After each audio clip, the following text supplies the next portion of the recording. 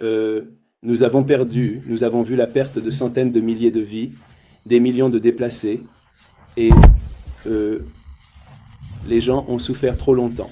Il est temps d'y mettre fin. Le président Trump est un président de paix. Il soutient la paix. Euh, il est le seul président dans l'histoire récente des États-Unis, dans l'histoire moderne, qui n'a pas commencé de nouvelles guerres. Il est celui qui, lors de son premier mandat, a mis fin à de nombreuses guerres. Il a retiré nos troupes de tant d'endroits, des zones de conflit dans le monde. C'est un homme de paix. Nous avons vu que, immédiatement après son élection, pendant la période de transition, il s'est engagé dans ces discussions de paix, que ce soit au Moyen-Orient ou en Europe de l'Est, entre la Russie et l'Ukraine. Nous avons vu que, comme par magie, en quelques semaines après son élection, un cessez-le-feu a été atteint entre Israël et le Liban. Et quelques semaines après, un cessez-le-feu a été atteint à Gaza et un grand nombre d'otages ont été libérés. C'est la raison pour laquelle nous sommes ici, parce que le président Trump est un président qui veut voir la paix réalisée. Il veut que ces conflits se terminent. Il veut qu'ils se terminent rapidement. Il croit fermement que les gens ont souffert énormément. Et c'est assez, il est temps. Ce conflit particulier, en question, dure depuis près de 3 décennies. Il est temps de voir une fin pacifique à cela. Les habitants de cette région, des Grands Lacs, de la RDC, du Rwanda, des Grands Lacs en général, méritent mieux.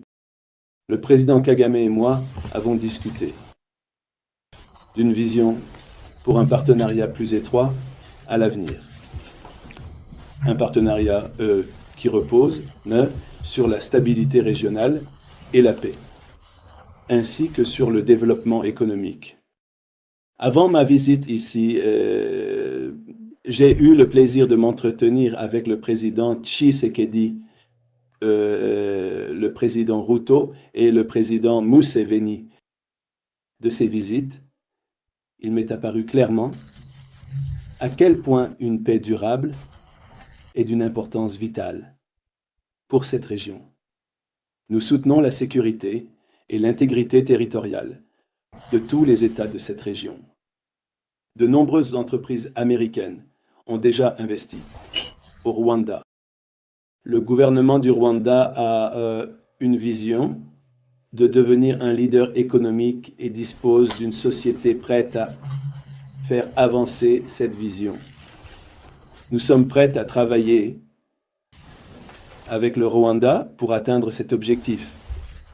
C'est pourquoi trouver une résolution au conflit dans l'est de la RDC est si essentiel, car cela libérera le potentiel inexploité de la région.